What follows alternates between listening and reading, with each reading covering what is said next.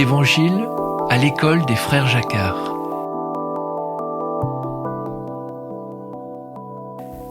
Dans cet épisode, nous vous proposons de glaner les grands évangiles qui ont sculpté la vie missionnaire de nos deux frères.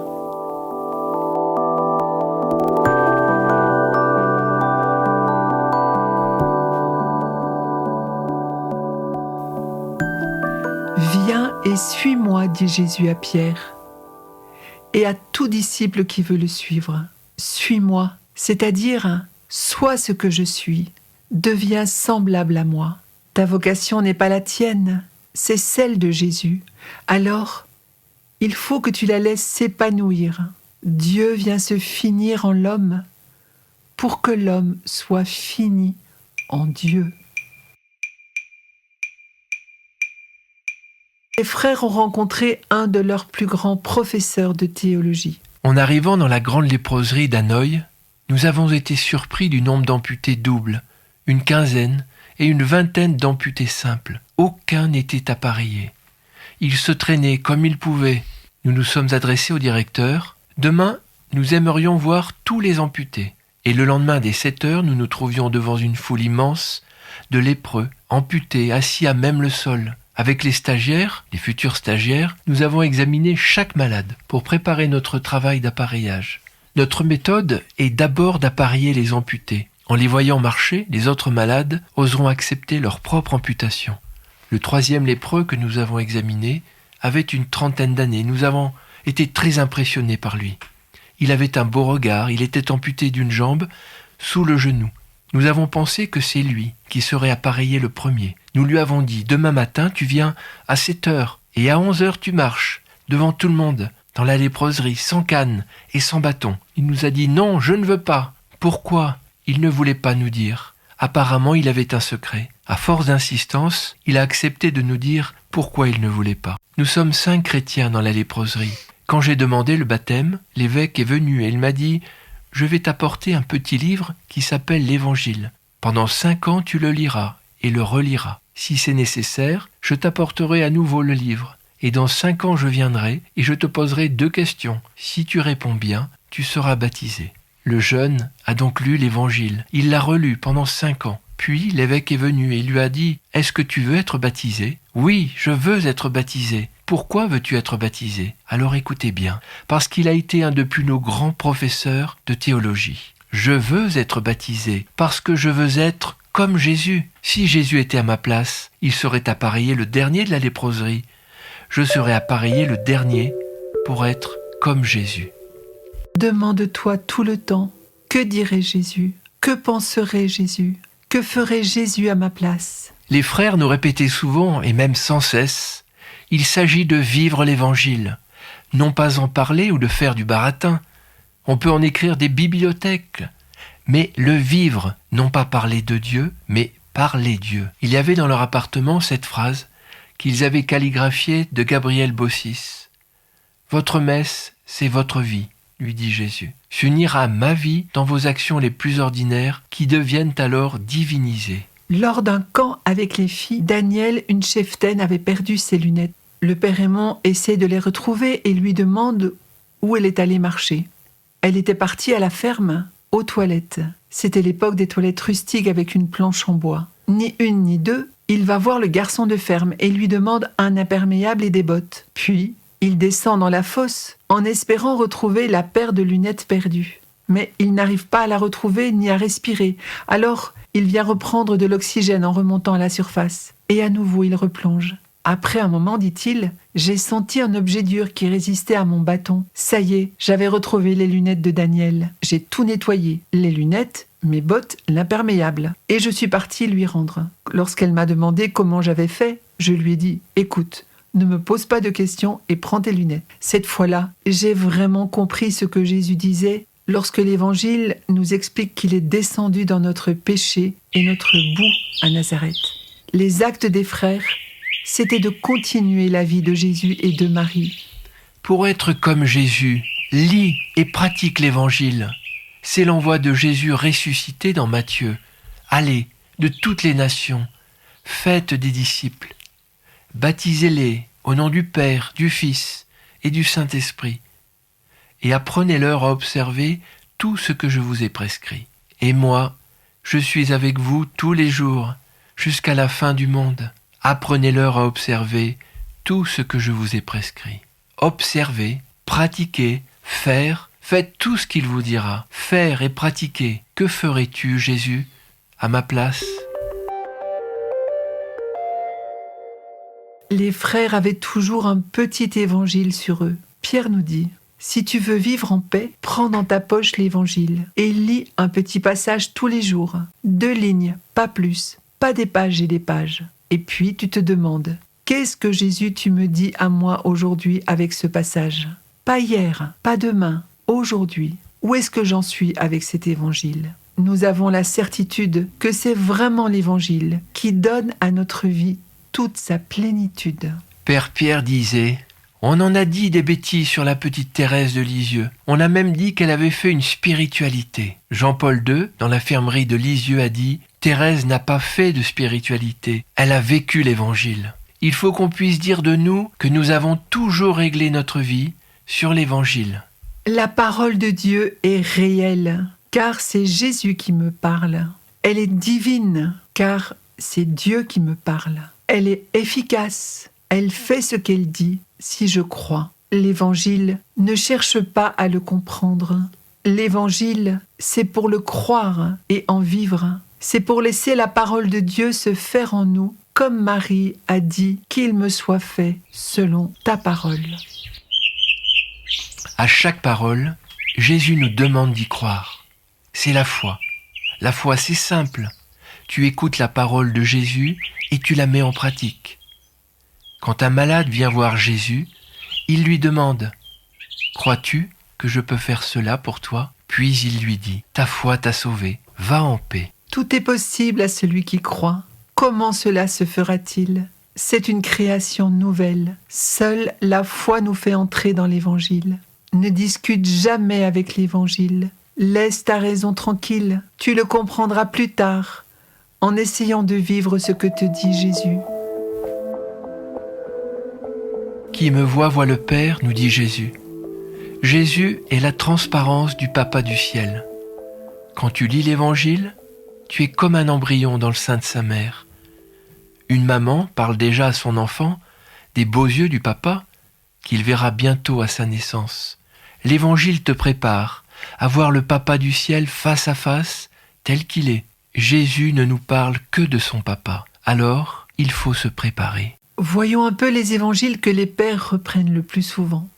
Le premier est le jugement dernier dans l'évangile de saint Matthieu au chapitre 25. « Venez les bénis de mon Père, prendre possession du royaume qui a été préparé pour vous dès la fondation du monde. Car j'ai eu faim et vous m'avez donné à manger. J'ai eu soif et vous m'avez donné à boire. J'étais malade et vous m'avez visité. J'étais nu et vous m'avez vêtu. Et les justes lui diront: Seigneur, quand avons-nous vu avoir faim, avoir soif, être malade ou étranger ? Et le roi leur répondra: Je vous le dis en vérité, toutes les fois que vous avez fait ces choses à l'un de ces plus petits de mes frères, c'est à moi que vous l'avez fait. » C'est Jésus qui nous dit dans l'Évangile: tout ce que vous faites au plus petit des miens, c'est à moi que vous le faites. Très souvent, quand nous sommes dans les salles d'opération et que nous devons amputer un lépreux d'une ou deux jambes, il nous vient presque toujours à l'intime de notre cœur cet évangile. Cet évangile est pour nous le plus important. Voyez, Jésus ne nous dit pas « il y a un homme qui a faim ou qui est malade ». Cela, c'est la logique humaine. Il nous dit « moi, Jésus, j'étais malade, j'avais faim, j'avais soif, j'étais un étranger ». Ce qui a dirigé toute notre vie. Si j'étais à la place de ce malade, de cet homme qui a faim et qui a soif, qu'est-ce que je voudrais que l'on fasse pour moi ? Pendant des années, jusqu'en 91, les frères portaient la croix Jésus Caritas. C'est une croix où au recto, il y a Jésus en croix et au verso est gravé un homme qui a faim, un autre qui a soif, un sans vêtements, un malade. Et la parole « Tout ce que vous faites au plus petit d'entre les miens, c'est à moi que vous le faites ». Cette parole est aussi inscrite sur la croix. D'ailleurs, les frères ont été envoyés par la communauté Myriam Bethléem pour visiter les lépreux, les amputés, les malades, les mal-aimés de la rue, avec la compassion de Marie. Ils portaient sur leur cœur, par cette petite croix, la passion du monde, qu'ils unissaient chaque jour à Jésus dans l'Eucharistie. Une autre parole revenait souvent dans leur vie. La question que Marie pose à l'ange Gabriel, « Comment cela se fera-t-il ? L'Esprit Saint viendra sur toi, lui dit l'ange. Alors, si l'Esprit Saint vient sur moi, je suis ta petite servante, qu'il me soit fait selon ta parole. » Marie a dit oui, et ce oui a sauvé le monde. Elle est la petite servante. Mais que veut dire servir ? Il faisait un jeu de mots et une traduction à partir de l'espagnol. Ser, cela veut dire être, et ir, ça veut dire aller. Je vais où tu es, je te suis partout où tu vas. Marie a dit oui pour accueillir Jésus en elle. Elle ne s'est pas demandé comment est-ce que je vais faire. Elle laisse Dieu être Dieu en elle. C'est une foi sans condition. Parce que Dieu est maître de l'impossible. Il suffit que tu demandes à la Vierge qu'elle t'aide à lire l'Évangile. Elle qui gardait précieusement toutes les paroles de Jésus comme un trésor. Toutes les paroles et tous les événements, elle les méditait dans son cœur. Maman est la mémoire de notre cœur. Alors que le fils perdu était encore loin de son père, celui-ci le vit et fut rempli de compassion. Pierre et Raymond portaient dans leur regard cette compassion du Père. Et l'Évangile continue. Le Père courut se jeter à son cou et l'embrassa longuement. Souvenez-vous des frères, les grands bras ouverts à vous accueillir, à n'importe quelle heure. La vôtre, pas la leur, car comme disait-il, il est toujours l'heure d'aimer. Le temps ne leur appartenait plus, leur vie ne servait qu'à aimer. L'instant présent est toujours lourd de l'amour absolu de Jésus pour toi. Un amour absolu, plein, total, dont il voulait être de pauvres instruments. Deux êtres donnés en pure perte d'aimer. Les bras grands ouverts, ils avaient de ces expressions qui vous retournaient complètement. Je t'attendais. Mais ça change tout. Enfin, tu es là. Il courut se jeter à son cou et l'embrassa longuement. Et le fils lui dit, « Mon père, j'ai péché contre le ciel et contre toi. » Ainsi, chacun avait le cœur ouvert et déversait sa vie blessée, souffrante, dans le cœur des frères. Pardon, réconciliation, délivrance, conversion, en un instant à peine, tout était remis à l'endroit. Et comme par miracle, la réconciliation arrivait. Tu étais dans les pattes du démon, et te voilà délivré, trouvant un chemin d'amour avec Jésus.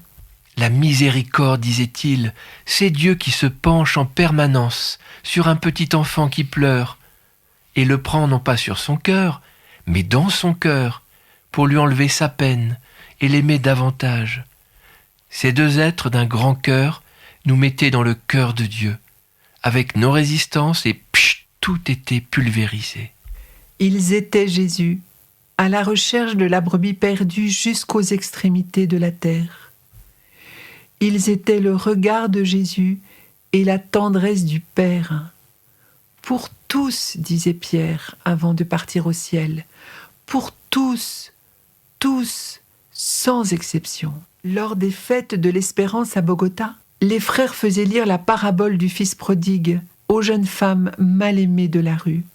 Après la lecture et une réflexion commune, la seconde partie de l'Eucharistie se déroulait dans une grande salle, très bien décorée, comme une salle de festin, de joie et de retrouvailles. Pierre et Raymond se trouvaient chacun à une des deux portes d'entrée et accueillaient au nom de Dieu chaque fille en lui donnant le baiser de la réconciliation. Deux femmes apportaient sur l'autel un vêtement blanc et des sandales, signe de la vie nouvelle reçue de Jésus. Et beaucoup communiaient, et la messe se terminait avec la bénédiction que le pape Jean-Paul II avait envoyée. À la fin, les filles signèrent une lettre pour le pape en lui écrivant « Saint-Père, nous vous aimons de tout notre cœur. » Le lendemain, une fille apportait une lettre signée de sa maman. « Frères Raymond et Pierre, je vous salue affectueusement, ainsi que mes enfants. Je me sens heureuse aujourd'hui d'avoir été avec vous hier. Quelle belle Eucharistie! Je ne l'ai jamais vécue ainsi. Quel baiser plein d'amour, de tendresse et d'amitié. Les paroles me manquent pour vous exprimer la joie avec laquelle je suis rentré hier soir. Ce matin, je me suis réveillée différente, joyeuse, pleine de repentir de tout ce que j'ai fait de mal dans ma vie. Ne m'oubliez pas. Je vous embrasse.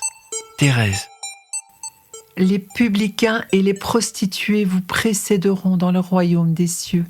Au contact de toutes ces filles de Dieu, dans le cœur desquelles la grâce surabonde, disent-ils, nous avons découvert les valeurs essentielles de la confession, de la miséricorde et de la tendresse de Dieu. Encore une autre perle. Un homme fit un grand dîner, et il invita beaucoup de gens. Venez, car tout est prêt. Mais les invités se mirent à s'excuser, l'un après l'autre. Alors le maître de maison dit au serviteur « Va promptement dans les places et les rues de la ville, et amène ici les pauvres, les estropiés, les aveugles et les boiteux. Je veux que ma maison soit remplie. » Et il a rappelé ce passage de l'Évangile à Père Raymond. N'oublie pas, Raymond, va chercher les pauvres, les malades, les boiteux. Il y avait une supplication dans son ton de voix. Celui-ci est mon fils bien-aimé, qui a tout mon amour. Quand il te voyait, il te disait « Est-ce que tu sais une chose très, très, très importante, que tu es le petit préféré de Jésus, du Père, de l'Esprit Saint et de Maman Marie. Plus tu es pauvre, plus Jésus t'aime. » On entendait la parole du Père à son Fils. Celui-ci est mon fils unique et bien-aimé, il a tout mon amour. Tu te sentais aimé en plénitude. Tu te savais aimé d'une manière unique. Et pourtant, il vivait cela avec tout le monde, frères au cœur universel, car la racine de leur être n'était donnée qu'à Dieu, tout à tous et à chacun.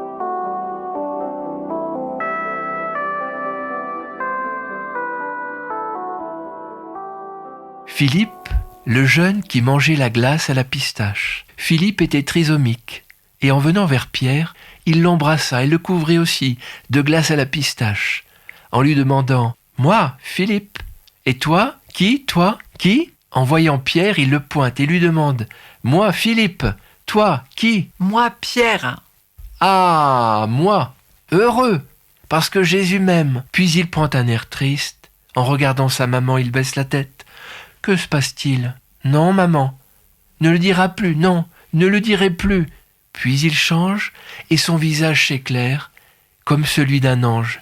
Il s'écrie « Moi, Philippe, heureux, heureux, heureux, parce que Jésus m'aime comme je suis. » Pierre ajoutait « J'ai eu de très grands professeurs de théologie à Toulouse avec les dominicains. Des pointures, aucun ne m'a dit cela. Les pauvres sont nos maîtres, disait saint Vincent de Paul. » Vous pouvez brûler toutes les Bibles de la planète, nous disait Pierre, et tous les bouquins. Je vous demande juste de me garder un seul verset.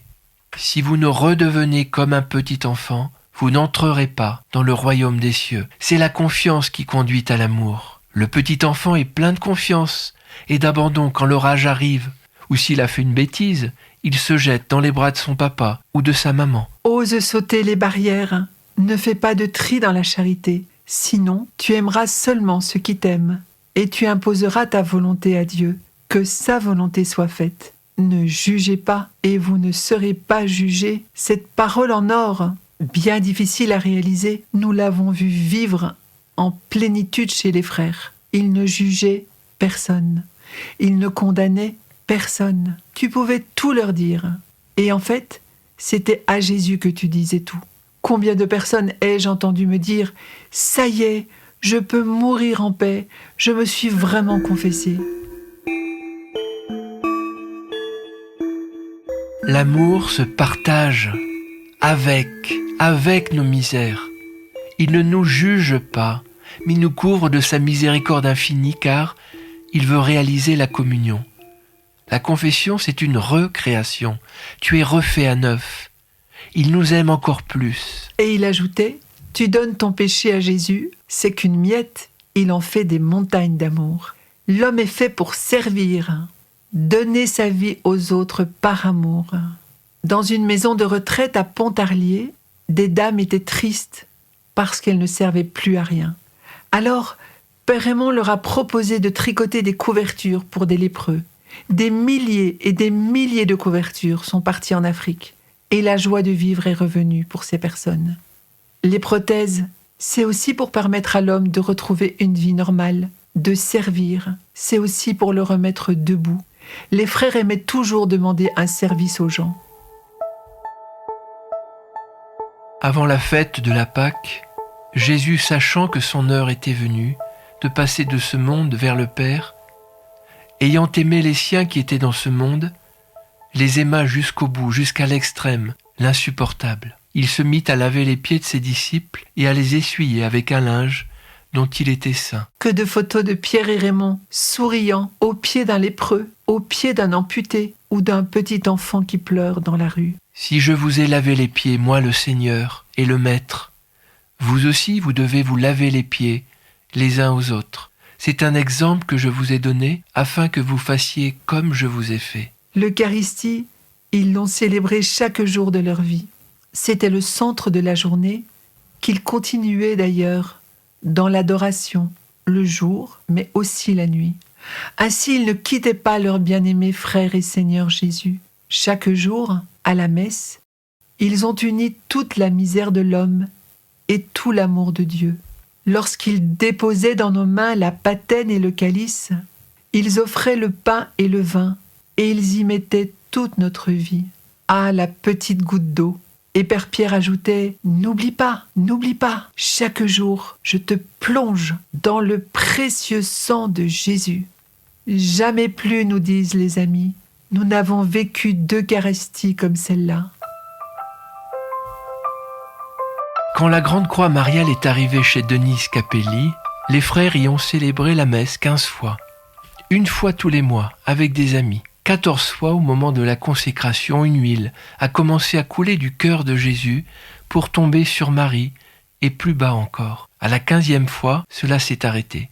Jésus a voulu nous montrer visiblement ce qui se passe invisiblement à chaque Eucharistie, ce don d'amour qui sort de son cœur et qui est l'Esprit Saint reçu par Marie pour toute l'Église. Dans l'évangile de Jean au chapitre 6 sur le pain de vie, Père Raymond nous dira « Quand je mourrai, tu mettras sur mon cercueil la Vierge de Guadalupe, notre Vierge préférée, le Saint-Sacrement et cette parole de Saint Jean qui mange ma chair et boit mon sang a la vie éternelle. » Il répétait « Si vous ne mangez pas la chair du Fils de l'homme, vous n'aurez pas la vie éternelle.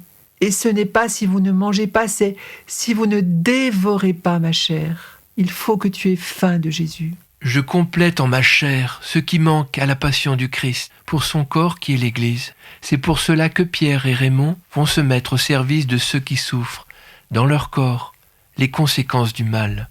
Ils veulent rejoindre ceux qui continuent souvent, sans le savoir, la passion de Jésus. Comme Marie à la croix, ils se font tout proches de Jésus crucifié.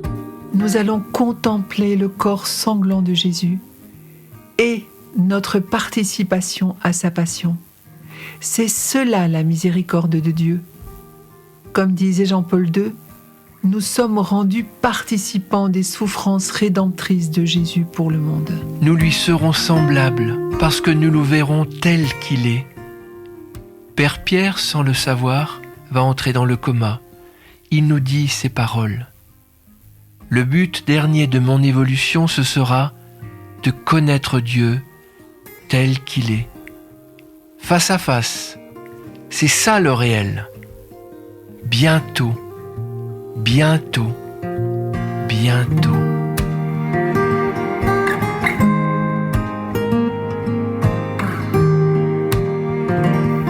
Merci, chers petits frères. Vous qui avez voulu toute votre vie vivre l'Évangile, nous vous en supplions, conduisez-nous sur vos traces, à la suite de Jésus et Marie.